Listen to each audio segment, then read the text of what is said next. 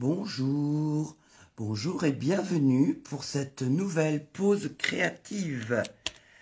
Alors je m'appelle Babette et Babette fait quelques réglages de façon à ce que vous puissiez voir vraiment tout ce qui se passe à ma caméra. Donc j'habite le Pas-de-Calais, mais bon j'espère diffuser dans plus que ma région quand même. Donc si vous voulez me retrouver, ben, vous cherchez Colimage sur les réseaux sociaux, YouTube ou Facebook. Et pour ce mois de janvier, vous avez ici le code hôtesse qui vous permettra de passer une commande sur ma boutique. Et si vous passez une commande, je vous remercierai par un petit cadeau surprise. Donc voilà. Alors aujourd'hui, on va continuer à explorer le set de tampons qui s'appelle Cercle de la Nature. Alors, Cercle de la Nature, c'est celui-ci.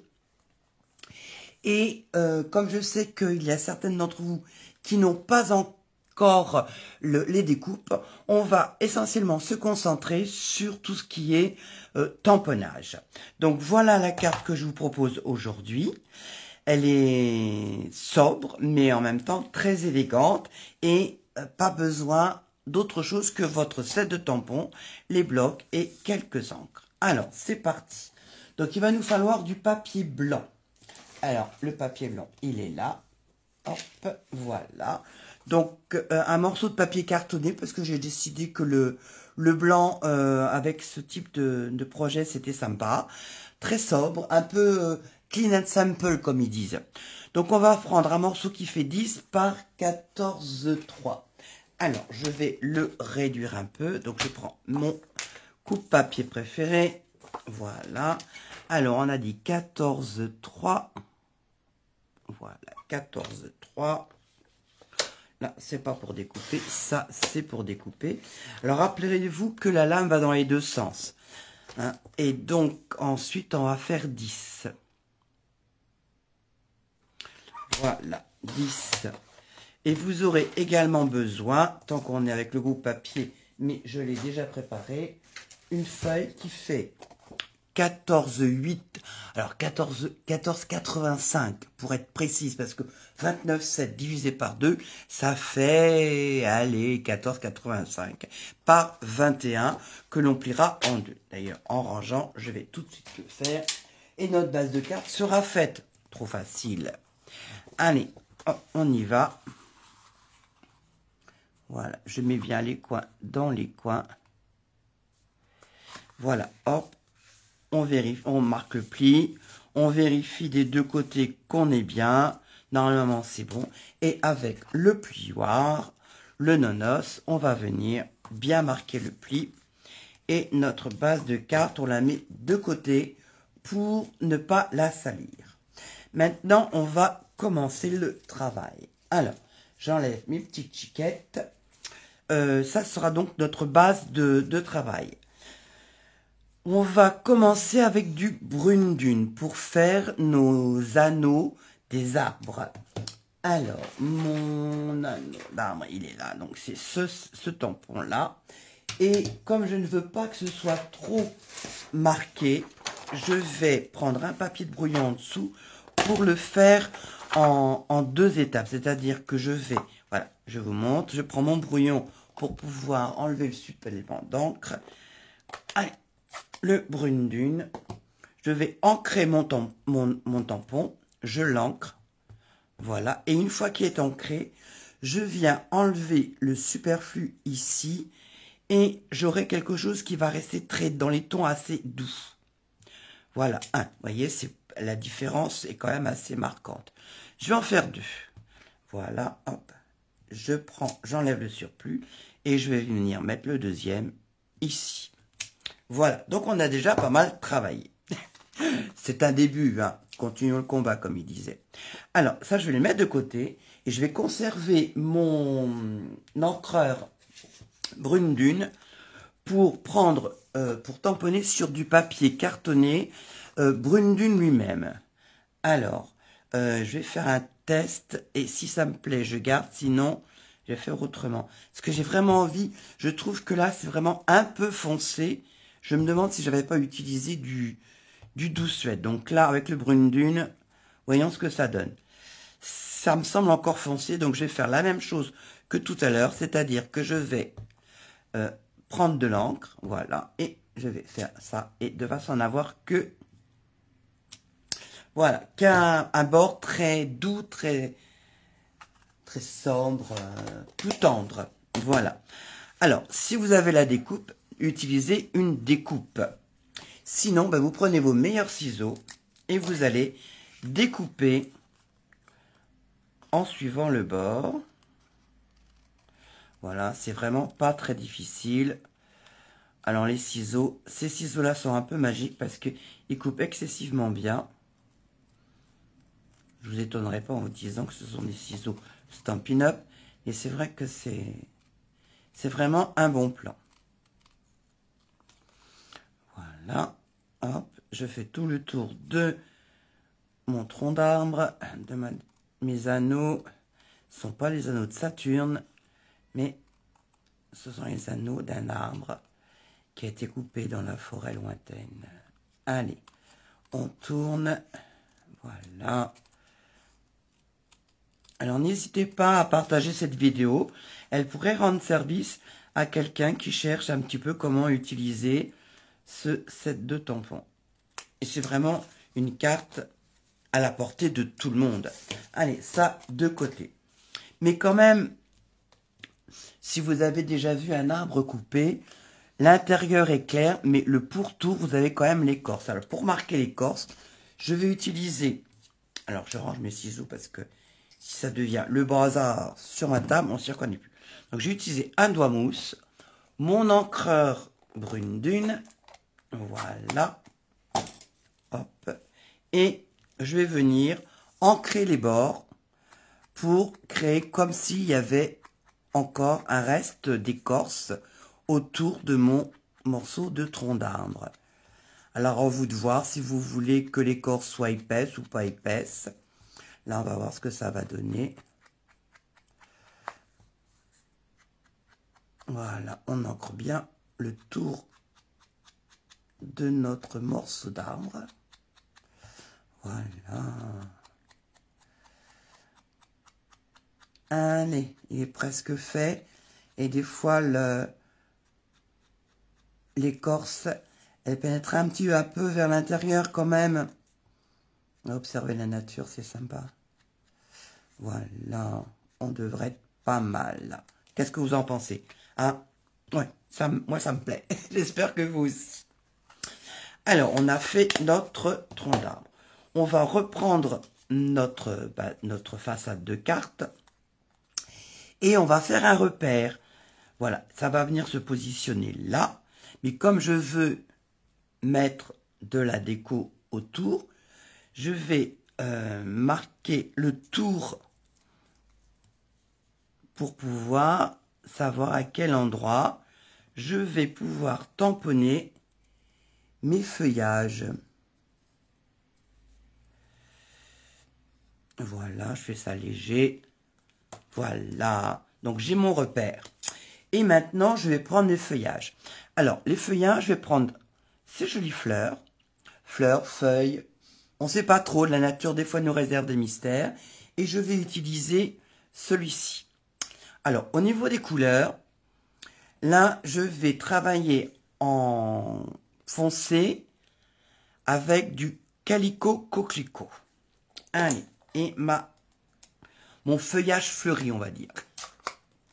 Même si c'est pas des fleurs, on va dire que c'est fleuri quand même. Allez, voilà. Hop, je vais venir prendre de l'encre et je vais venir utiliser le repère que j'ai fait pour pouvoir venir y intégrer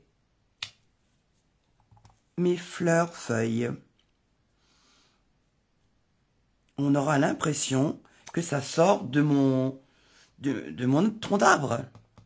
Voilà, on va en mettre aussi de l'autre côté. Faites attention à ce que j'ai fait là. Donc, j'ai un excellent doigt. Hop, je vais l'enlever parce que c'est vraiment le risque d'avoir une marque indésirable sur votre travail. Donc, je vise mon repère Et voilà. Maintenant que j'ai travaillé en rouge, je vais tout de suite nettoyer avec ma chamoisine préférée. Parce que je me méfie des rouges. Ils sont traîtres. Vous en avez plein les doigts. Et vous faites des méchancetés à côté. Donc, on va vérifier. Voilà. Hop, regardez ce que ça va donner.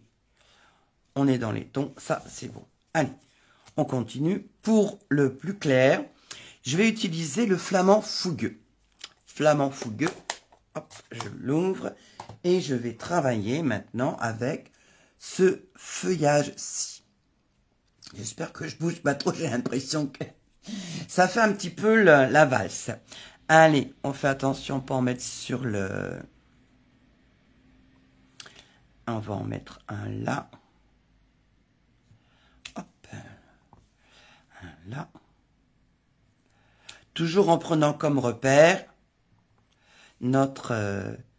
le cercle qu'on a tracé légèrement au crayon.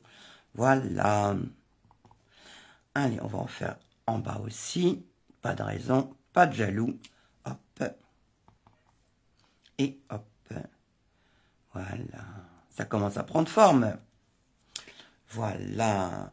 Allez, pareil, petit nettoyage. C'est vraiment une belle invention. Ça, je ne m'en lasse pas. Alors, maintenant, on va faire les petits cœurs.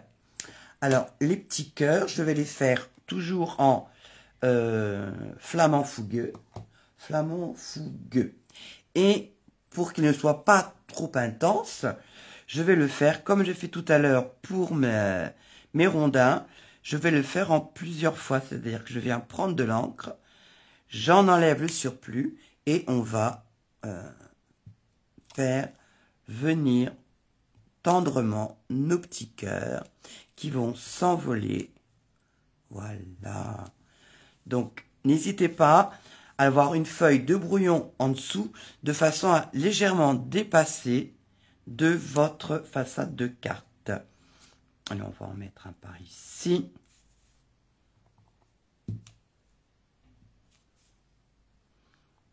Alors, le fait de prendre en deux fois, comme ça, de venir éponger, on n'a pas la même intensité de couleur. Ça donne un truc qui est quand même très sympa. Hop là, on en met ici. Et on reste dans des tons très doux. Voilà, ça me paraît pas mal. Je vais vérifier maintenant en positionnant mon vrai rondin. Qu'est-ce que vous en pensez? On est pas mal là. Ouais, peut-être un ici encore quand même. Allez, soyons fous. Il y a de l'amour dans l'air. Et un tout petit qui dépasse. Regardez comme c'est sympa. Donc voilà, maintenant j'ai ça. Bah écoutez, je pense qu'il est temps de fermer notre encreur. Restons prudents. Je ferme mon encreur et je vais coller mon rondin.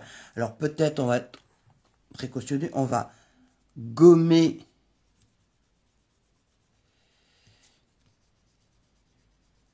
le tracé qu'on avait fait tout à l'heure.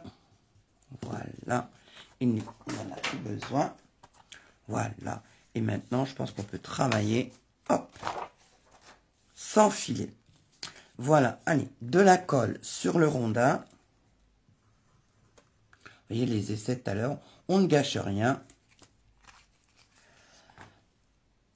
Alors vous pouvez aussi, si c'est sympa, c'est le refaire et m'envoyer une photo de votre réalisation dans vos couleurs préférées. Je sais que Marie-France, elle aime bien et c'est sympa de voir comment chacun interprète à sa façon le projet que je propose. Alors maintenant, on a notre petite maison. La petite maison, c'est le toit qui est là. Voilà. Alors attendez, parce que je ne sais pas, je pense qu'il est propre, mais bon, on n'est jamais. Et on a le corps de la maison qui est là. J'ai essayé dans tous les sens, j'ai essayé avec le Stamparatus également. sincèrement, j'ai jamais réussi à mettre l'un au-dessus de l'autre. Il y a toujours un petit truc qui fait que ça ne va pas. Regardez, mes essais. Voilà, c'est pas terrible. Ça va pas. Donc, bon. Donc, je suis resté à ce que j'avais fait au départ. C'est-à-dire que j'ai tamponné ma maison, mon corps de maison en flamand fougueux, voilà. Le toit en calicot coquelicot. Et là, au moins, je peux l'y positionner exactement à l'endroit où je veux. Ils n'ont pas dépendre, vous voyez, c'est mes chutes. Bon. Quand ça veut pas aller, ça veut pas aller. Allez, on va le mettre en hauteur. Zou. Alors, on va lui mettre des... Voilà. Alors, on est comme ça. Hop. On a mousse 3D pour que ce soit en hauteur. Un autre. Voilà. Hop. Ici. Là, je peux mettre des gros. Les plus gros des mousses 3D. S'il veut bien décoller, ce serait sympa. Sinon, je vais le remplacer. Hein. On va pas se laisser berner par une protection qui veut pas partir. Mais c'est pas vrai, ça. Qu'est-ce qu'elle me fait?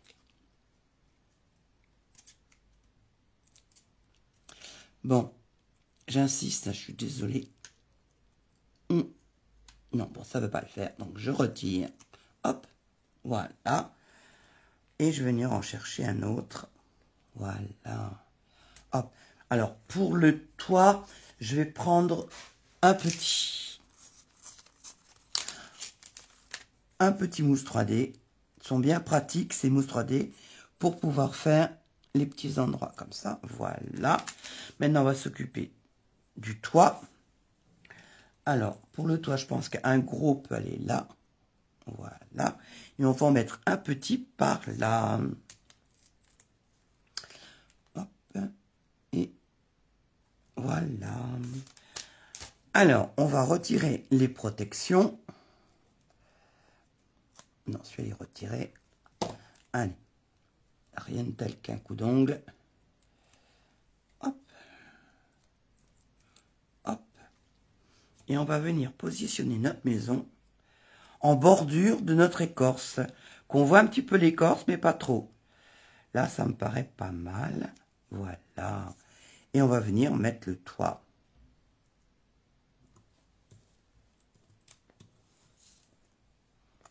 Alors, on va retirer. Et rien ne se perd, hein, les chutes des essais. On retourne la feuille, parce qu'une feuille de papier, ça a deux côtés. Autant s'en servir. Au prix du beurre. Voilà. Et je vais pouvoir venir positionner le toit là où j'en ai envie. Voilà. Elle est pas belle la maison. J'ai laissé un petit peu de neige, parce que c'est vrai qu'on a encore l'hiver, de façon à s'amuser. Alors, qu'est-ce qu'il nous reste à faire? Le petit nœud. Alors, pour le nœud, je trouve que ça fait une finition assez sympa, ces petits nœuds. Donc, ma ficelle n'est pas loin, elle est là. Alors, le petit nœud, bah écoutez, ne sachant jamais combien j'aurais besoin de ficelle, là, je vais pouvoir faire ma rosette. C'est comment on fait les lacets. Ici, et je couperai ce dont je vais avoir besoin. Hop là, zouf. Allez, on fait son nœud. Donc, je fais deux boucles et je vais venir les nouer ensemble. Voilà. Allez, viens. Là, je crois que j'ai raté, donc on va recommencer. Des fois, c'est la ficelle qui commande, mais en fait, c'est pas elle qui doit commander, c'est moi. Donc, hop. Voilà. Allez. Hop. Voilà. Une, deux, et je rattrape ma rosette. Voilà. Alors, je fais attention à ce que mon fil ne s'en aille pas trop loin. Je resserre. Je retire. Bah, vous vous discutez, faites la discute avec votre ficelle, hein, de façon à pouvoir avoir la dimension que vous souhaitez. De façon à ce que ça fasse une jolie boucle. Là, on va le remonter un petit peu. Donc voilà, alors moi on fait ça avec de la ficelle, mais on peut le faire également avec du ruban. C'est le même principe. Comme ça, vous ne gâchez rien. Et on va couper l'excédent. Hop, voilà, là je pense que ça va être bon. Et là. Alors, ma ficelle, je vais pouvoir la ranger. On va pouvoir le mettre par ici. Alors, pour faire tenir un ruban, un bouton, la ficelle, on va utiliser ce qu'ils appellent des glue dots, des points de colle. Voilà, les points de colle. Alors moi, j'ai encore l'ancienne version que j'aime beaucoup. C'est comme ça. Alors, ma ficelle, elle est vraiment très menue par rapport à la taille de mon point de colle. Regardez là, il y a une, je sais pas si vous voyez, le point de colle est vraiment assez grand. Donc, je vais utiliser l'outil touche à tout pour réduire la taille. Voilà, je plie en deux. Et je vais venir le coller là où j'ai envie de mettre ma rosette. Hop, voilà. Et je vais venir positionner ma rosette. Oh, c'est mignon. Et là, je peux continuer à régler la taille de mes boucles. Alors, ça, c'est bon. Alors, pour être sûr que dans une enveloppe, ça ne colle pas, je vais rajouter des petits brillants. Alors, là, je vais utiliser.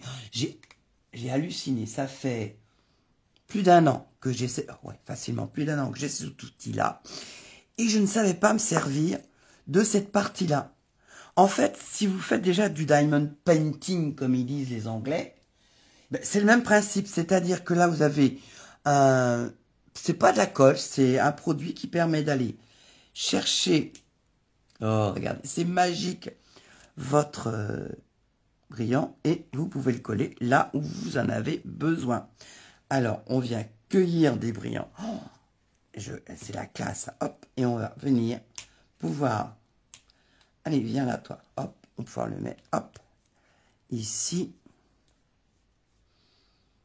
Et c'est pour ça qu'on a une recharge, parce que à force, cette partie-là sèche ou s'en va, et elle est beaucoup moins utilisable. Voilà, donc on va s'amuser. Hop, sincèrement, ça donne envie d'en mettre partout. Voilà, c'est-tu pas drôle? Moi j'adore, sincèrement. Depuis que j'ai découvert ça, déjà je me suis couché moins bête. Et voilà. Ouais, j'adore. C'est bon, faut pas grand-chose pour me faire rire, pour me faire... Ça m'a fait plaisir de... Mais sincèrement, j'avais pas percuté à quoi ça pouvait servir. Mais bon, maintenant je le sais. Et j'use et j'abuse. Bah écoutez, notre carte, c'est pas mal. Elle commence à prendre forme. Alors, fermez bien votre outil touche à tout, surtout sur cette partie-là, puisque sinon ça va sécher et vous allez user plus rapidement cette sorte de colle, cette matière qui permet d'attraper nos belles perles autocollantes. Alors, j'ai ressorti le Stella Wings. Puis j'avais envie de mettre un petit peu de qui brille, du bling bling.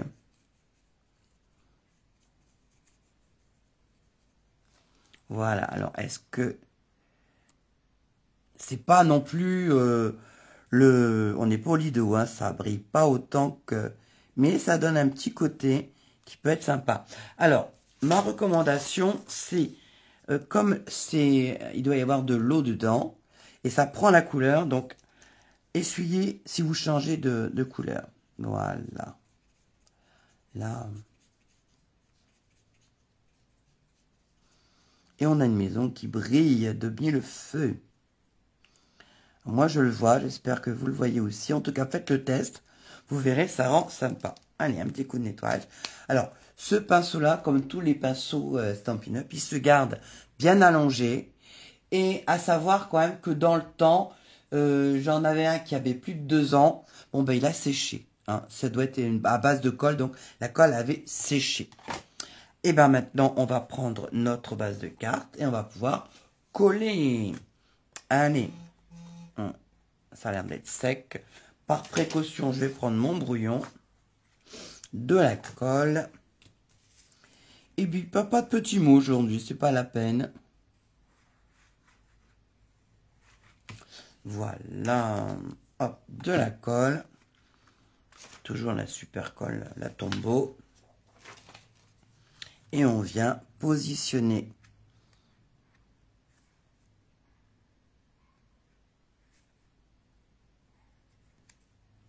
notre carte. Voilà. Allez, on va se faire plaisir en mettant un peu de feuillage à l'intérieur. Alors, câlin et bisous, amour et chocolat.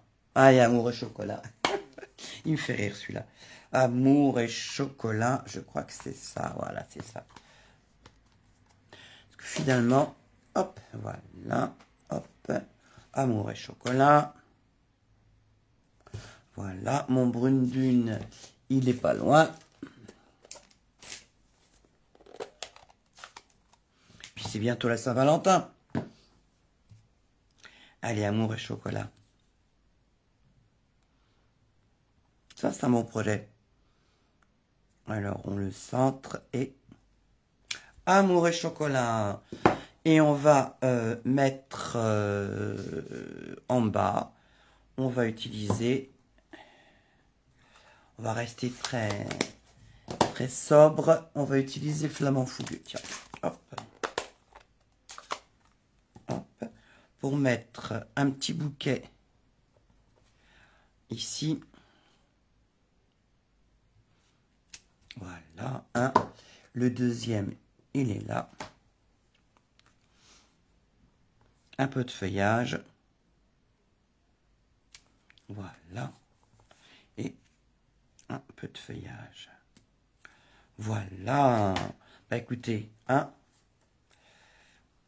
Voilà une façon d'utiliser, une autre façon d'utiliser ce set de tampons sans avoir besoin des découpes. On fait tout ça avec ces petites mimines et avec ces ciseaux. Écoutez, j'espère que cette vidéo vous aura plu. N'hésitez pas donc à la partager. Mettez-moi des commentaires, j'adore les lire et j'y réponds.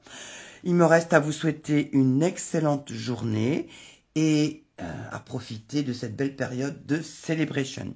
Allez, à très bientôt pour une autre vidéo. Bisous!